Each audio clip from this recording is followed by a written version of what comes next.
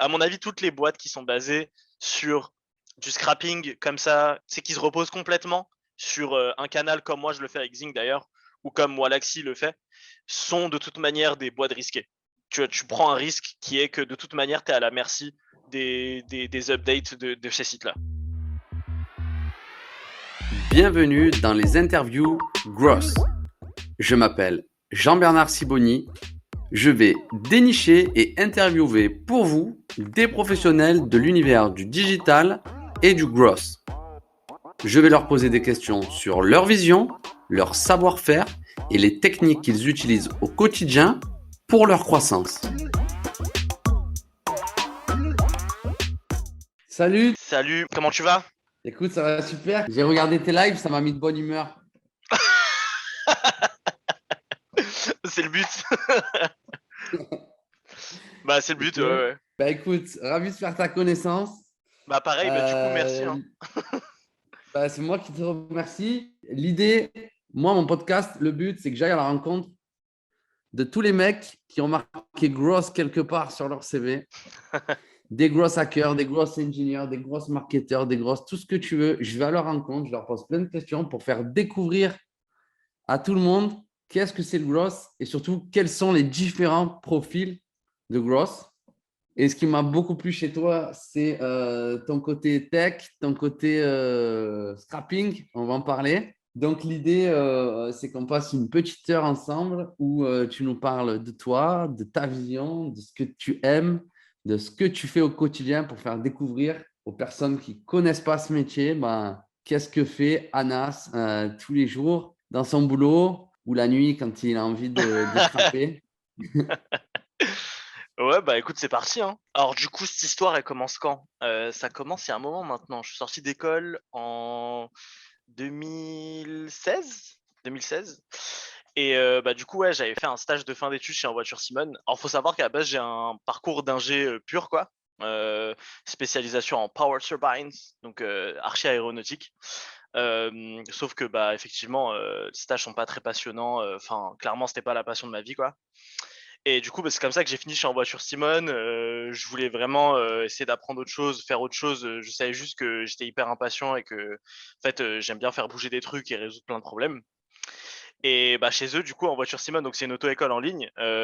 Donc c'est vraiment la bonne histoire à l'ancienne.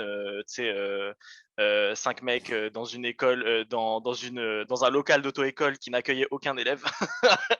Je sais pas s'ils veulent que je dise ça d'ailleurs. Du coup, je suis allé bosser là-bas. Donc effectivement, on était 2 stagiaires, 3 mecs en CDI, dont les 2 cofondateurs. Et en fait, quand j'étais là-bas, j'étais vraiment un utilisateur d'outils en fait. Donc un gros hacker à l'ancienne où en fait j'utilisais énormément d'outils. À l'époque, on avait encore le droit d'utiliser des outils d'automatisation de réseaux sociaux. Donc on a fait grossir les réseaux sociaux comme ça. On a pas mal taffé sur des outils d'optimisation type Optimizely, quoi. Enfin, beaucoup d'A/B testing sur le site, etc. Mais par contre, c'était du coup beaucoup d'utilisation à droite à gauche d'outils. Et en fait, sur la fin de cette expérience-là, je me suis rendu compte que, en gros, on avait fait que de l'acquisition globalement B2C pendant une grosse année, quoi.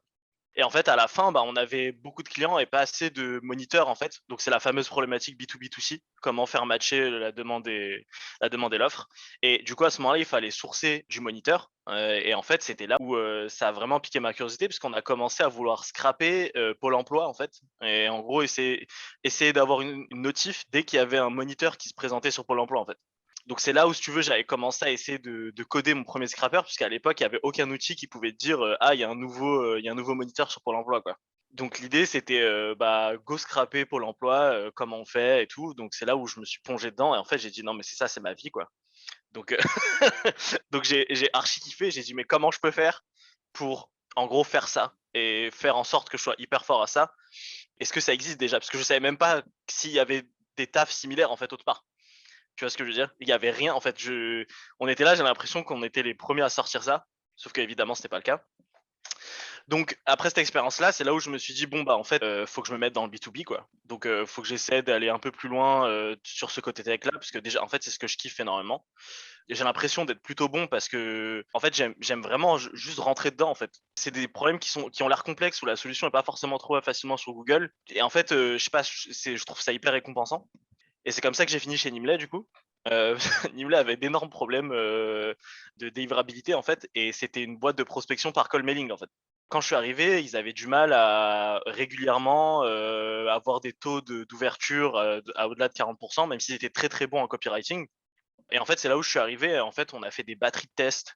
On a monté toute une stack de malades en call mailing. Donc, on a développé, je sais pas si tu es au fait des outils type Lemwarm que Lemlist met en place. En fait, tous ces trucs-là, on avait essayé de développer des POC en interne pour faire du call mailing, quoi, puisqu'on était déjà un peu en avant sur ce sujet-là. Donc, Bon, j'ai fait. pour chauffer l'email, quoi, pour warm l'email. Ouais, c'est ça. En fait, on avait trouvé des trucs similaires, en fait, où, par exemple, avant d'envoyer des mails, on faisait systématiquement, on trouvait à nos clients, je sais pas, une dizaine de noms de domaines similaires aux leurs. Et en fait, on envoyait tous les mails en divisant leur envoi parmi tous ces, tous ces faux comptes-là, quoi, avec un nom de domaine très proche du leur. Et ça nous permettait un peu de ventiler et de savoir quand il y avait des erreurs, etc., quoi. Ensuite, après Nimley, j'ai Donc, fait une année. Ouais, chez Nimley, pour revenir, excuse-moi, sur pas de Nimley, si souci. j'ai bien compris, vous aviez mis en place des grosses campagnes Facebook Ads qui généraient beaucoup de leads. Non, chez Nimley, c'était Derrière, vraiment que du call mailing. OK. C'était que du call mailing. On avait vraiment fait que du call. On n'avait même pas de contenu pour te dire. On n'avait aucun, même notre site n'était pas truc. On avait fait que du call mailing. Toute la croissance de la boîte reposait systématiquement sur le call mailing. Et l'idée de la boîte, c'était qu'en fait, si on est bon en call mailing, on est capable de générer de la croissance. Plus on génère de la croissance, pour nous, plus on est capable d'apporter de la valeur aux clients puisqu'on apprend en call mailing. OK. Parce C'était que, ça le principe de la boîte. sur LinkedIn, tu as noté que tu utilisais Verifiala pour checker les emails à la volée. Ouais, on a fait, on a fait aussi du Verifalia. On a fait ça. Bah, du coup, moi, je l'ai utilisé en perso. En interne, on avait aussi développé. Du coup, ça, moi, j'étais pas dessus. J'avais pas le skill technique à l'époque. Mais on avait développé notre propre machine à deviner les emails, en fait. Et on utilisait beaucoup OK. de Verifalia pour faire en gros ce que fait Hunter maintenant. OK. Je sais pas si Drop Contact font ça, mais je sais que nous, on le faisait, quoi. Je pense que Drop Contact fait ça puisque les emails qui sortent sont 100% des emails Ils sont nom, valides, ouais. prénom ou initial, Ouais, prénom. c'est sûrement une variante, quoi. Mais oui, C'est du coup, oui, clair. on avait mis en place ce truc-là, parce qu'en fait, on traitait des volumes sur LinkedIn, on passait régulièrement énormément de fois sur LinkedIn, donc il y avait un intérêt à développer ce truc-là, quoi, même pour nos clients. Donc, chez Limley, vous avez basé toute la stratégie d'acquisition, elle était basée sur le cold mail. Que du cold, que du cold. OK. Et toi, ton boulot, c'était de hacker le taux d'ouverture. C'est ça, j'ai dû hacker le taux d'ouverture et générer des leads du coup pour nous, quoi. Donc c'était un peu Et, un double truc. OK. Et à l'époque, l'Emlist existait déjà? Je crois qu'ils étaient tout au début. Si je dis pas de conneries, c'était tout au début. Mais en fait, notre outil, on avait tellement créé tu vois, une usine à gaz que en fait, on n'avait pas trop d'intérêt à switcher sur ce type d'outil en fait. En fait, tu avais créé un outil qui permettait de faire ce que moi, je fais avec l'Emlist dans du petit volume, Exactement, mais oui, toi, c'est tu le ça. faisais en gros volume, quoi. C'est ça, c'est ça. Oh, ben, nickel. Du coup, tu as fait. OK, Bah, il y avait que du super. bac du coup, hein. C'était un truc vraiment de loupard Bien quoi, sûr. un truc de garage où j'uploadais. Au début c'était fait avec des Google Sheets, après j'ai commencé à utiliser des lambda donc sur AWS. Donc si tu veux c'est du code qui tourne dans le cloud sans instance, sans truc, c'est vraiment ponctuel. On a utilisé pas mal de technologies différentes, mais du coup c'était pas aussi beau et simple d'utilisation que l'Emlist, mais on Ouais, j'ai pouvait faire bien de la compris. masse. Et du coup, en fait, tu avais des faux comptes à toi et tu allais sur le faux compte dans l'interface pour savoir si l'email il était bien arrivé, en fait. C'est ça. Bah, en fait, t'imagines qu'il n'y a aucune interface graphique, c'est que de la data, quoi. Je regardais mes taux d'ouverture avec mes bases de données, etc., quoi. Donc on avait même développé notre propre pixel et tout. Enfin, on était vraiment allé loin, quoi. OK, nickel. Et après Nimley? Du coup, après Nimley, j'ai fait 1 an et demi de freelance. Donc là, l'idée, c'était d'essayer de monter un truc à moi en parallèle, du coup, de certaines missions freelance. J'en ai profité pour du coup approfondir mes skills en code. Donc j'avais essayé de développer des sites à la main. D'ailleurs, j'en ai fait mon premier d'ailleurs c'était un projet que j'appelle pseudo artistique que j'ai appelé 5 euros pour rien. C'est littéralement un site où tu peux drop 5 euros et en fait t'as rien quoi.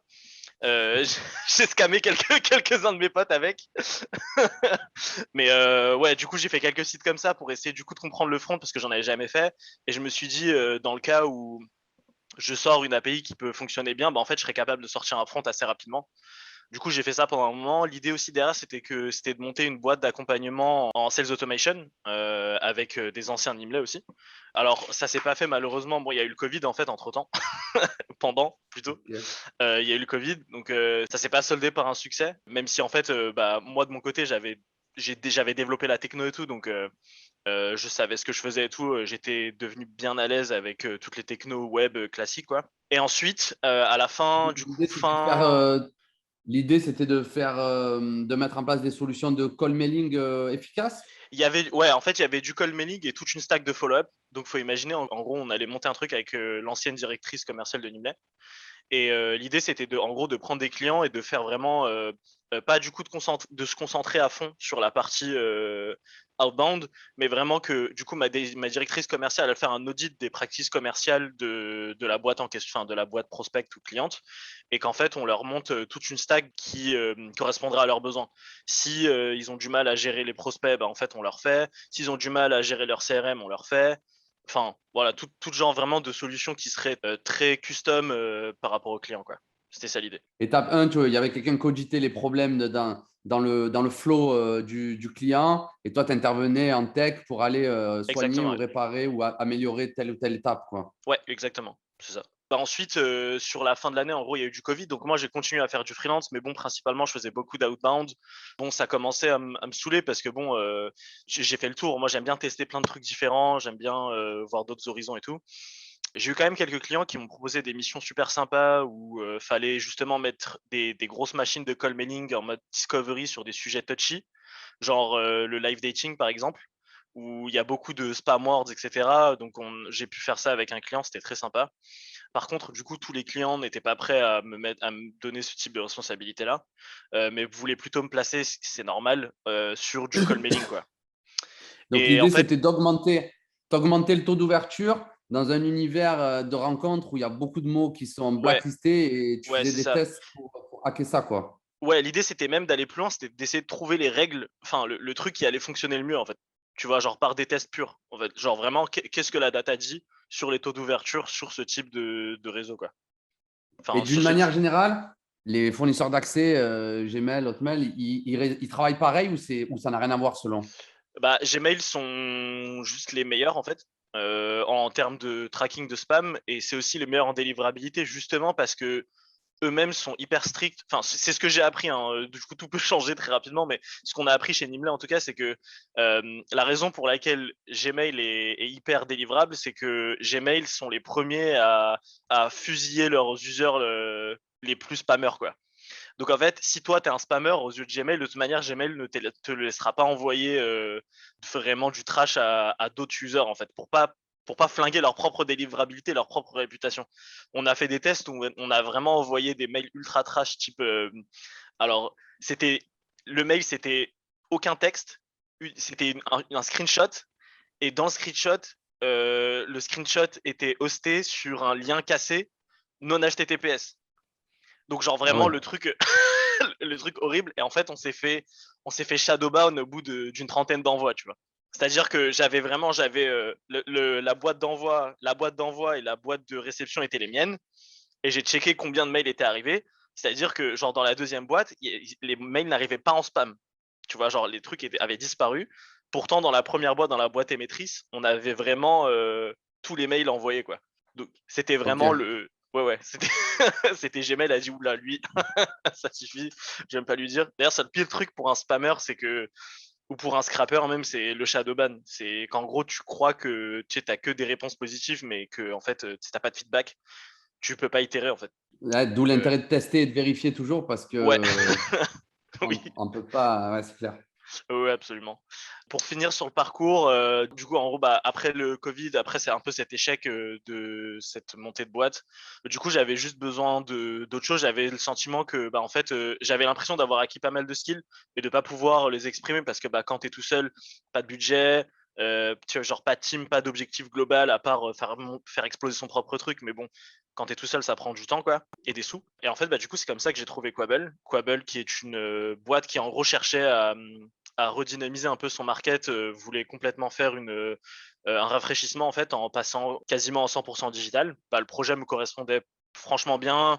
Il y avait une partie où j'allais devoir faire de l'outbound, ce qui est normal, et une partie où en fait j'allais accompagner un peu la personne qui venait au contenu, qui est très forte, que j'adore, qui s'appelle Bernard. D'ailleurs, Bernard, si tu vois si tu vois cette interview, bah, en fait, j'ai mis tout un processus de lead gen chez Quabble en arrivant. Et là, on commence à arriver sur des trucs ultra, ultra stylés où en fait, on va vraiment apporter de la valeur au prospect pour pouvoir faire des outreach ultra précis. Donc, pour te dire très concrètement, Est-ce que on est en train d'abord, tu peux d'essayer. nous expliquer ce que fait Quable et Ouais, quelle est votre carrément. cible? Yes. Quabble, en fait, c'est un PIM. Donc, pour ceux qui savent pas c'est quoi un PIM, c'est un Product Information Management Software. Donc, c'est littéralement, faut imaginer un CRM pour des fiches produits en fait. Donc en gros, c'est un outil sur lequel tous les collaborateurs d'une boîte peuvent se connecter, et updater, tout centraliser l'information marketing de leurs produits en fait. C'est aussi un outil du coup qui permet de gérer toute l'omnicanalité d'une entreprise.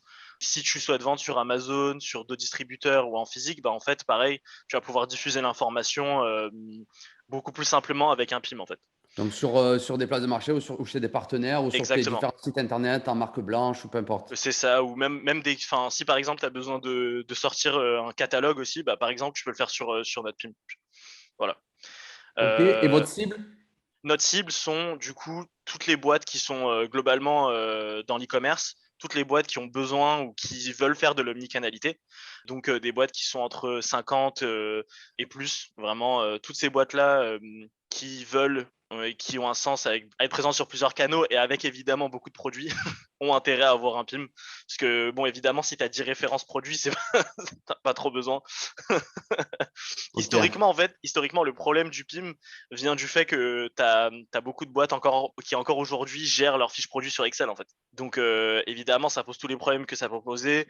Tu as des fichiers qui traînent, des fichiers qui sont lourds, des fichiers avec des typos, une traduction à droite, ce n'est pas la même qui est à gauche. Il y a un fichier qui est à jour sur Amazon, il l'est pas sur autre part. Enfin, bon, il y a énormément de problèmes. C'est vraiment très similaire du coup à un CRM quoi. T'imagines CRM pas à OK. jour, voilà. Et donc là, tu es passé de outbound pur où en gros tu allais chercher du lead, où là, si j'ai bien compris, tu vas un peu plus loin dans le tunnel et tu vas travailler un petit peu la rétention pour continuer à apporter de la valeur aux prospects, c'est ça? Bah, là, pour l'instant, on est vraiment encore dans l'outbound. C'est juste que, pour le coup, la rétention va être faite plutôt encore par le PM, qui, pareil, est arrivé d'ailleurs un peu après moi. Mais là, cette histoire, c'est vraiment de faire de l'outbound plus poussé, parce qu'en fait, en gros, je suis arrivé en octobre chez Quabble. En gros, en 8 mois, on s'est rendu compte que, comme c'est un produit qui est encore complexe et dont l'intérêt est difficile à faire, à communiquer par un simple copywriting, en fait, vu qu'il est très structurant, il faut connaître tous les flux produits, les flux d'informations. En fait, ce qu'on va faire, c'est qu'on va simplement leur montrer par A plus B qu'il y a un problème ou qu'il y a une amélioration claire, faisable sur un site. Donc concrètement, ce qu'on va faire, c'est que là, en ce moment, j'ai lancé des scrappings de plein de sites e-commerce qui sont en gros dans notre cible pour ensuite faire un petit scoring où en fait, bah, c'est notre sauce. On a globalement scoré plein de recommandations e-commerce pour leur dire, bah voilà, comment vous pourriez améliorer votre site, améliorer votre taux de conversion. Si vous voulez le faire, on a un outil simple qui s'appelle un PIM Quabble. Voilà, n'hésitez pas à nous en parler, quoi. Donc ça va quand même beaucoup plus loin que ce qu'on faisait, qui était en gros, on demandait vraiment quelle était la solution qu'ils utilisaient pour leurs fiches produits, s'ils en avaient une. Et globalement, on pouvait essayer de détecter une opportunité à ce moment-là. Sauf qu'on s'est rendu compte que c'était quand même assez compliqué, même pour un DSI ou tu vois, genre un directeur commercial, de juste tomber sur un mail comme ça et de se dire ah bon bah je vais acheter un PIM quoi. Et du coup, alors, ça m'intéresse, ta partie scrapping, ta partie scoring, Ouais. tu fais quoi? Tu scrapes des résultats Google, tu utilises des API comme Bultwiz ou des Wapalizer, ou tu peux Alors me moi dire un petit peu? j'utilise un truc qui s'appelle Zite. J'ai découvert ça cet été. C'est écrit ZYTE. C'est l'ancien Scrapping Hub pour les gens qui sont très très fanats de scrapping. Scrapping Hub, c'était en gros c'est les personnes qui maintiennent la librairie Scrappy, qui est en fait une librairie ultra puissante de crawlers sur Python. Et ces personnes-là ont en fait sont tellement loin dans le game du scrapping qu'ils ont des algorithmes de détection de fiches produits Ah ouais, automatiques. ok. Ouais, donc concrètement, tu vas sur leur site, tu les règles, tu prends ton abonnement et en fait, tu tapes un nom de domaine et les gars te détectent les fiches produits d'un site, te les extraient avec la description, le prix, le machin. Donc en fait, ce que j'ai à faire, c'est vraiment lancer la machine, récupérer mon Excel, enfin ma data et la scorer avec mon petit scoring, quoi. Et la détection du domaine que tu vas aller attaquer, c'est quoi? Tu les choisis en amont parce que tu sais qu'ils sont gros ou tu balances des mots-clés sur Google et tu récupères des e-commerce comme ça? Alors pour l'instant, comme on est encore en phase de test, c'est les sales qui vont trouver les comptes qui leur plaisent. Donc en Ok. fait là concrètement c'est vraiment un sales qui est allé voir, qui dit ah bah tiens j'aimerais bien voir tous ces sites là pour pouvoir les contacter parce que je pense que ça peut être des cibles très intéressantes pour Quable. On peut imaginer que c'est une sorte d'enrichissement de lead froid. Le sales te dit, ouais, moi, je vais aller attaquer, je sais pas, je vais dire n'importe quoi, Ikea. Et toi, tu vas revenir quelques jours après en lui disant, Ikea, il a tant de fiches produits, il y a tant de merde sur son site internet, on pourrait améliorer ça. Et lui, il peut aller l'attaquer avec de la data, c'est ça? Exactement, t'as tout pigé, c'est exactement ça. Et là l'idée c'est vraiment de scaler tout le processus de A à Z. Comme on est encore en phase de test, on se demande où est-ce que ça va fonctionner, où est-ce qu'il va falloir changer les itérations. Mais là j'ai automatisé, je dirais, je sais pas, genre peut-être 75% du processus. Les 25% qui vont me rester, ça va être la partie où je vais automatiser le remplissage du rapport. Et l'idée, c'est que, tu vois, à terme, je puisse remplir le rapport automatiquement, l'uploader et idéalement l'envoyer directement en fait dans une campagne comme Reply, tu vois, genre avec un outil Reply ou à la Reply ou Lemlist. Donc, en fait, on peut imaginer que l'aboutissement de ce que tu fais chez Quable, tu me dis si je me trompe ou si mon Vas-y, cerveau il vas-y. va trop loin. Tu identifies des keywords par activité, tu scrapes des résultats Google, tu sais que c'est un e-commerce, tu récupères le domaine, tu le balances avec Zit ou Zite, je sais pas comment tu as dit. Ouais, je sais pas non plus, je l'ai jamais entendu à l'oral. Donc, tu récupères du coup des fiches produits, tu te crées un rapport de ouf. Et derrière, en gros, si ça valide tel ou tel critère, limite, ça part dans le CRM des sales et en fait, tu les alimentes à la volée avec des leads de malade mental. Ouais, exactement, c'est ça, c'est l'idée. C'est l'idée. Puis on peut même aller plus loin. L'idée, c'est que si notre scoring, en gros, on trouve qu'il est vraiment pertinent, on peut vraiment faire toute une stack de contenu dessus. Donc pour appuyer ce contenu, pour qu'en gros, on ait vraiment du poids quand la personne imagine qu'elle reçoive un mail de ce rapport-là avec Quable et le nom de l'indicateur. Pour l'instant, on est parti sur PQS. Mais tu vois, genre si la personne tape PQS, bah en fait, faut qu'on remonte en SEO directement, qu'ils se disent ah ouais, c'est quand même du lourd. J'ai pas reçu un truc de derrière les fagots. C'est un truc sympa. Et on pense même faire un truc en inbound où en fait on ferait directement une landing avec mon API derrière de scoring où le gars pourrait faire un export ou enfin plutôt un import du coup de ses fiches produits auquel cas on n'aurait même pas besoin de les scraper, ou alors qu'ils nous donnent simplement leur domaine avec leurs infos, quoi, nom, prénom, compagnie, email, et qu'on leur score et qu'on leur fasse un rapport tout prêt et que voilà, eux-mêmes s'onboard en fait sur ce truc-là, quoi. Ouais, c'est magnifique. Écoute, je voudrais te partager un truc. Je sais pas si ça peut t'intéresser, mais je pense que Vas-y. tu pourrais regarder. Il y a un outil qui s'appelle Synthesia. Je sais pas si tu as déjà entendu parler. Non, je regarde. C'est une intelligence artificielle qui fait du text-to-speech, mais qui en plus, il modélise un persona en 3D qui parle avec la bouche. Et du coup, dans la création de rapports ou dans la création de contenu comme ça automatisé, bah, je me vais loin, je ne sais rien, mais tu feras ce que tu veux de cette idée. Ouais, Tu ouais. pourrais imaginer, pour augmenter l'icebreaker du départ, en fait, c'est le gars qui lui dit, on a visité son site internet, on a trouvé 2772 fiches produits, on a vu ta, ta, ta, ta, ta. Et le gars, il ne peut pas s'imaginer qu'il y a un mec qui est en train de lui commenter son site internet, quoi. Ah, Et derrière, là, après, et ça, franchement, tu peux le faire avec l'API. Et derrière, tu balances un CTA, un appel à l'action qu'il envoie sur le rapport. Mais là, c'est une boucherie. c'est les rêves. Après, à Et mon tu avis, peux même, ça va commencer à devenir un peu pricey, mais si les mecs, tu vois, genre si le gars il signe, ça les vaut, hein. et après, tu peux même coupler avec VideoAsk. VideoAsk, je ne sais pas si tu connais, tu embarques une vidéo. Et en fait, dans le lien, en gros, tu as un appel à l'action dans la vidéo. Et du Hmm. coup, le gars, pendant qu'il voit la vidéo, sur son smartphone, donc moi, par exemple, je le fais beaucoup où j'envoie du WhatsApp. Donc, le gars, il voit la miniature de la vidéo, il Ouais. clique, il voit quelqu'un qui le parle avec le nom de site internet. Tu peux même gérer le background du gars. Donc, en fait, derrière, il peut y avoir une sorte de fond avec son website qui ne comprend pas ce qui se passe. Et Ok. du coup, le mec, donc l'IA parle de mots avec les mots. Tu peux limite lire la métadescription de son website. Il ne comprend pas ce qui se passe. Et dans VideoAsk, tu as un appel à l'action. Et du coup, ça te déclenche un intérêt tout de suite. Et là, bah, tu peux l'appeler ou lui balancer et du coup, ça partir dans le CRM. Donc, moi, je vais un peu loin. Parce qu'en fait, moi, ma force, c'est que comme je ne suis pas développeur, ben T'es moi, obligé les de trouver des développeurs, je outils. les rends fous parce que moi, j'ai trop d'imagination et j'ai aucune limite technique. Bah, c'est ça qu'on aime. Non, mais en vrai, moi, j'aime trop juste brainstorm. Parce qu'en fait, j'ai toujours tendance, même avec des potes et tout, quand on brainstorm, en fait, je préfère que on aille archi loin. Parce que plus tu vas loin, tu vois, genre, c'est aim for the moon et en fait, you reach for a star, tu vois. Genre, si tu vises assez loin, au milieu, tu vas trouver sur un truc cool, en fait. Même si tu tombes avant, quoi. Tant Donc, que tu restes dans l'action. ouais, ouais, clairement. Mais ça, c'est des bonnes idées, hein. Moi, j'avais pensé à introduire pour des prospects qui sont en fin de séquence et qui ont toujours pas interagi avec ton contenu, avec le contenu. Je pensais ajouter justement carrément de la vidéo manuelle. Donc évidemment, ça demande du temps. Mais en gros, je voulais essayer de faire un test avec mes SDR. Va falloir que je les convainque. Mais de leur dire, ouais, envoyez une vidéo Loom dans votre mail, tu vois, et en fait ça fait un effet de fou. Tu vois, tu dis ouais, je voulais mettre un visage sur mes contacts, je suis pas juste un truc, c'est pas une vidéo automatisée. Je l'ai Ouais, beaucoup fait. J'ai généré mes premiers clients comme ça. Donc, en gros, je scrapais les Facebook Ads avec AdSpy et je récupérais des personnes qui ciblaient des pros. Et donc, le mec, il paye du budget pour aller une pub qui cible les boulangers, par exemple. ouais. Et derrière, je lui fais une vidéo Loom où en live, je scrape des boulangers. Et je lui dis, bah, en fait, si tu en as marre de payer Facebook pour avoir des boulangers, moi, je vais te montrer comment faire pour aller en chercher. Ah, c'est bon ça.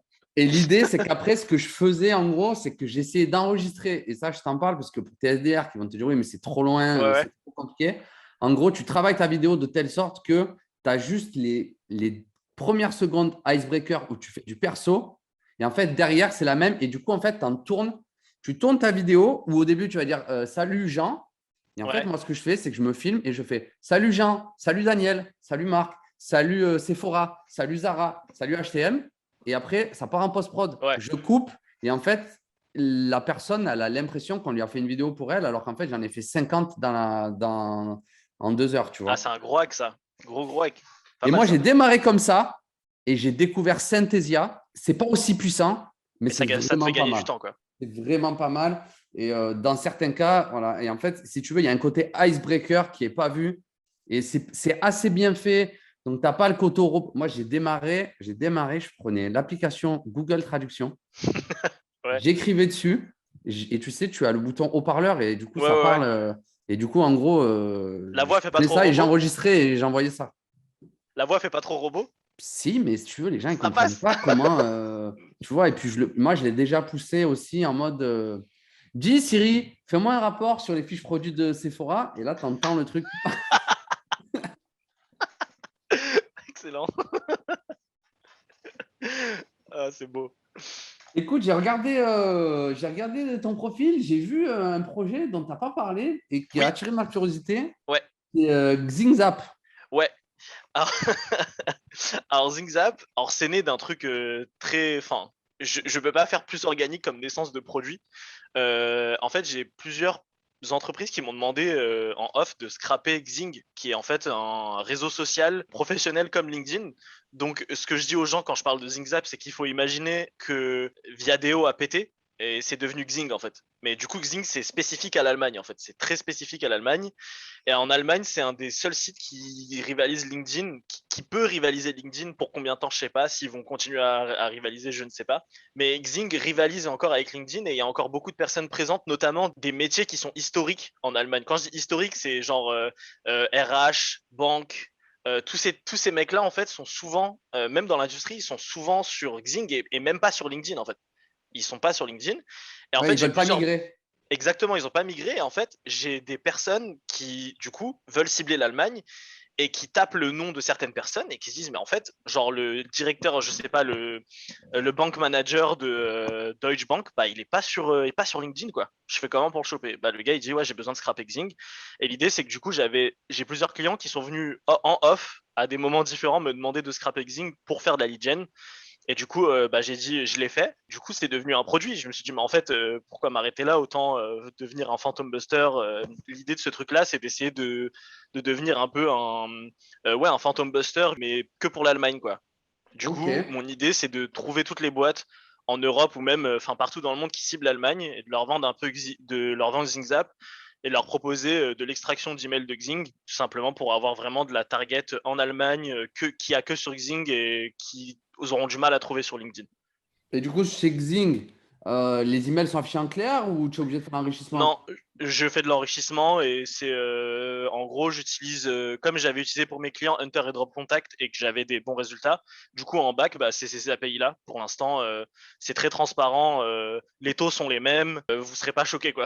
Si jamais vous voulez cibler, voilà quoi. Et tu l'as poussé un peu ce truc? Tu as essayé de. Alors pour l'instant c'est complètement organique. J'ai essayé avec, j'ai poussé, j'ai eu une cinquantaine de leads avec genre 3 euros de Google Ads par jour. Et en fait, bah, ça avait plutôt bien marché. Sauf que du coup, en termes de monétisation, j'ai l'impression que les personnes qui me contactaient voulaient vraiment de l'automatisation du réseau plus que de l'extraction de mails. Et la seule personne qui est venue me voir pour l'extraction de mails m'a demandé 50 000 crédits, tu vois.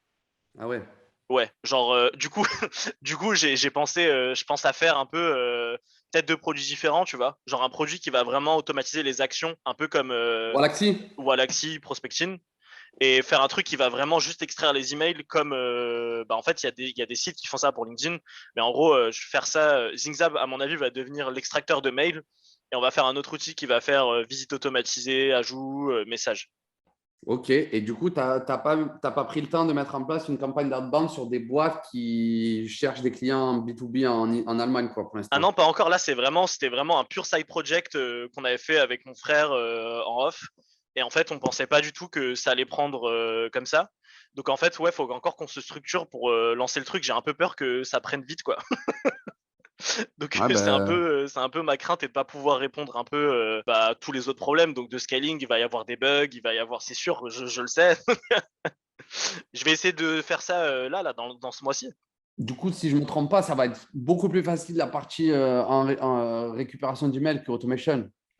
Ah oui, ouais, ouais, ouais. En fait, le vrai problème sur Xing, c'est qu'en fait, eux-mêmes, leur réseau a des. Et à mon avis, c'est peut-être aussi pour ça que il a autant de rétention, c'est qu'il a des limites sur l'automatisation qui sont archi strictes. Hmm. C'est-à-dire que, par exemple, sur LinkedIn, tu peux avoir une liste de personnes non invitées qui est assez conséquente. Je sais plus elle est de combien, mais c'est sûr que c'est plus de 1000 personnes. Hmm. Alors que sur ZingZap, tu peux avoir, même si tu es en premium, tu peux avoir que 100 requêtes concurrentes non acceptées. Ce qui veut dire qu'il faut prévoir, si tu veux le vendre le truc, ça veut dire qu'il faut prévoir un truc très rapide qui enlève les demandes de connexion, quoi.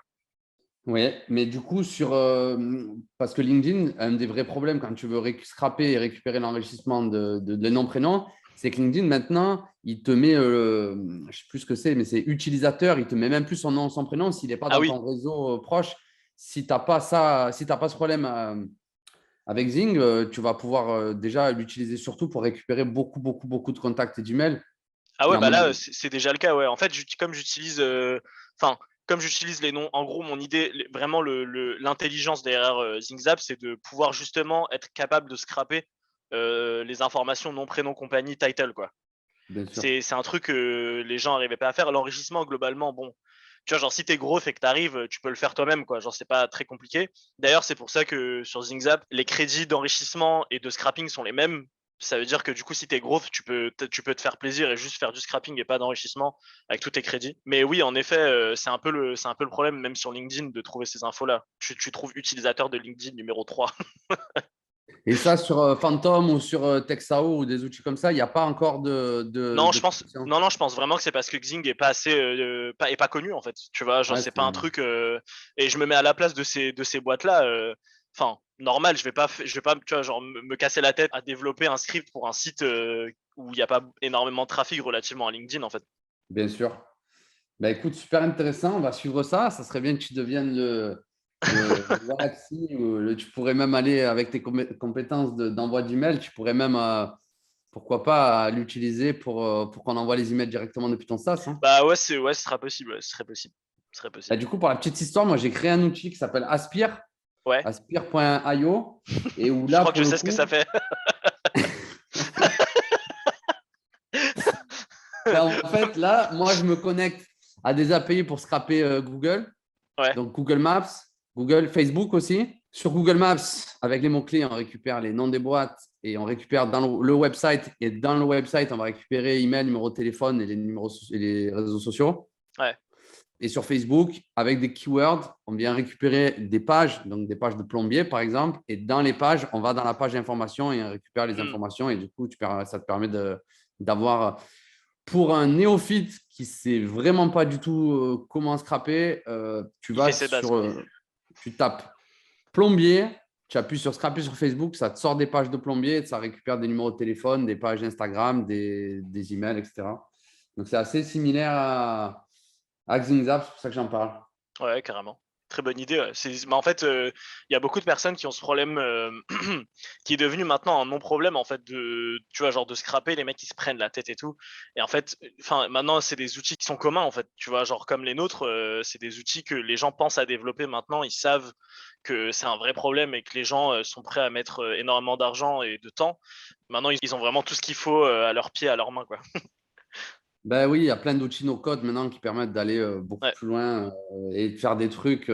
Moi, je ne sais pas toucher une seule ligne de Python et il y a des outils qui me permettent de communiquer avec deux API ouvertes et les communiquer entre elles ou de faire tout simplement utiliser des fantômes ou un Zapier qui va me connecter Ouais. à un Google Sheet avec une API d'envoi. Je ne sais pas si tu connais, il y a une API qui s'appelle Merci Cookie, ça te permet d'envoyer un cookie à un client. Du coup, en fait, tu crées un Zapier, le mec, il paye sa commande, tu prends son adresse et tu lui dis merci, il reçoit un cookie chez lui, quoi. Et Incroyable. ça, tu peux le faire sans toucher une ligne de code. Super. J'ai regardé tes vidéos où tu scrapes en live Facebook et Instagram que j'ai adoré.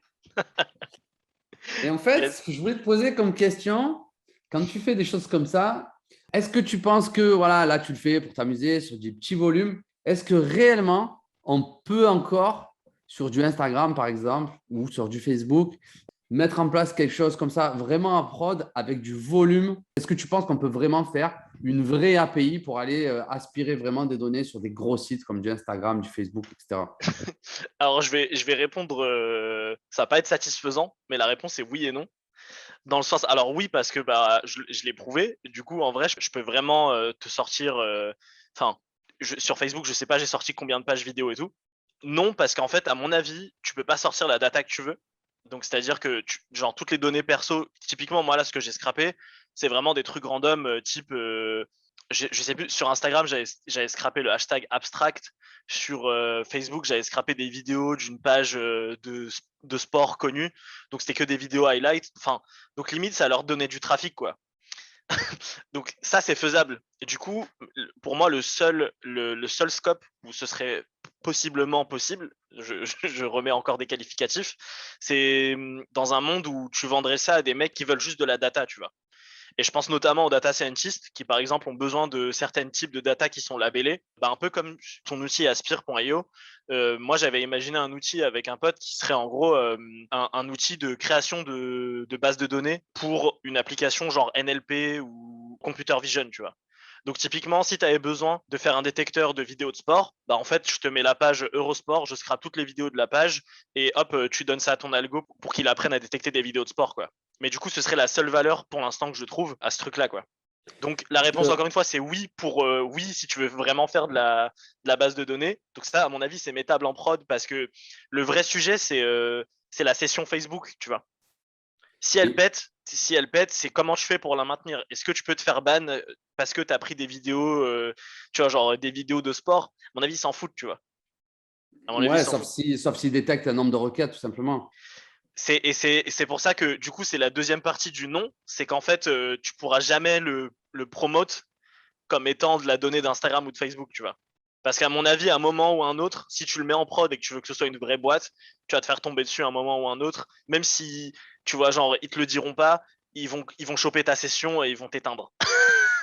Ils vont appuyer Ouais. sur le bouton off. Donc ce serait risqué. À mon avis, toutes les boîtes qui sont basées sur du scrapping comme ça, c'est qui se reposent complètement sur un canal comme moi je le fais avec Zing d'ailleurs, ou comme Walaxy le fait, sont de toute manière des boîtes risquées. Tu prends un risque qui est que de toute manière, tu es à la merci des updates de ces sites-là. Ok. Voilà, donc pour une personne qui est risque averse, qui a peur des risques, alors la réponse est strictement non. Sinon, sinon pour une personne un peu casse-cou et qui a pas peur et qui est au courant de tous les risques, la réponse est clairement oui. Ok, très belle réponse. C'était super enrichissant. Ça nous a appris beaucoup de choses sur ta vision du growth qui est très tech et très orienté scrapping, du tout très orienté data. Est-ce que tu veux partager avec nous une anecdote ou un truc que tu as scrappé ou un flow que tu as mis en place qui sort un petit peu de l'ordinaire Le premier truc qui me vient à l'esprit, alors je sais pas si. Alors, je sais même pas si tu pourras le dire parce que non, c'est trop dark celle-là. Celle-là est trop dark. Par contre, du coup, là, j'en ai une autre. Pour du coup, ce fameux indicateur de qualité de fiche produit.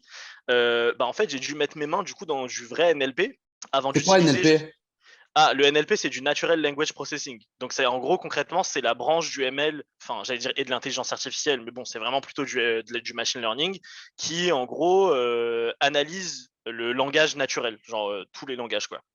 Et en fait, j'ai dû utiliser ça notamment pour faire du true casing. Donc, le true casing, c'est concrètement le vrai format d'une phrase. Donc en gros, capital au début, capital sur les noms propres, pas de capital sur les noms communs. Tu vois. Et en fait, c'est ça, tu peux le faire avec du NLP. Et en gros, typiquement, je l'utilise dans mon scoring pour en gros détecter si une phrase est au bon format, en fait, tout simplement. S'il manque une minuscule, s'il manque quelque chose, etc. En fait, je suis capable de détecter avec du NLP. Donc c'est vraiment, on va vraiment loin dans la data et tout ça c'est au service du growth quoi. On a l'impression que ça fait hyper peur et tout machin, mais comme toi maintenant, tu vois genre t'es très à l'aise avec, tu peux relier des outils avec des API assez relous mais qui sont ouvertes avec Zapier, en fait maintenant toutes les librairies qui font du NLP, qui font en gros des use cases classiques, elles sont toutes ouvertes avec une documentation très simple en 2 lignes de code, tu peux l'utiliser, quoi. Je trouve ça assez fou de pouvoir utiliser des modèles qui ont été entraînés par voilà les personnes sur des millions de journaux. Que bon, en fait, c'est libre, c'est libre d'accès en deux commandes, quoi. Donc voilà. Ok, merci. Est-ce que tu as envie d'ajouter quelque chose ou de partager quelque chose ou une question que je ne t'ai pas posée, que tu aurais aimé que je te pose? Non, j'en ai pas là comme ça. C'est juste que c'était hyper agréable déjà, c'était très sympa. Du coup, pouvoir échanger, du coup, c'était très cool d'avoir un peu de tes idées, tes projets. Mais non, c'était très sympa. Ça me fait rappeler qu'il faut que je le fasse plus souvent, que j'échange plus souvent avec des gens du growth, quoi. Parce que c'est très sympa. On a souvent, tu vois, genre les énergies, tu sais, ce match, tu vois, genre il y a de la curiosité, ça donne des idées, tu vois, genre, ça vient tout seul, quoi. Donc non, très sympa. Eh ben, écoute, merci. Peut-être qu'un jour, on pourrait organiser un live où tu vas scraper quelque chose en live et où je te coach Carrément, ouais. derrière. Je cherche des idées là. Je cherche du contenu. Eh Si t'as une ben, idée, tu me écoute, dis. moi, j'en ai des idées. Donc, je vais t'en soumettre quelques-unes dans les prochains jours. Pas de problème. Et Pas pour de te donner problème. une piste, pour te donner une petite piste, quand tu as scrappé Instagram, il y a quelque chose, je ne sais pas si tu l'as vu ou si tu ne l'as pas vu. En fait, il y a des données qui s'affichent sur le mobile qui ne s'affichent pas sur le desktop. Ouais, Et du coup, en fait, il y a un enjeu à simuler quand on est sur mobile. Et en gros, l'email, il ne s'affiche pas sur desktop. non. Et sur mobile, tu as dans les comptes pro Instagram, tu as l'email, tu as le numéro de téléphone.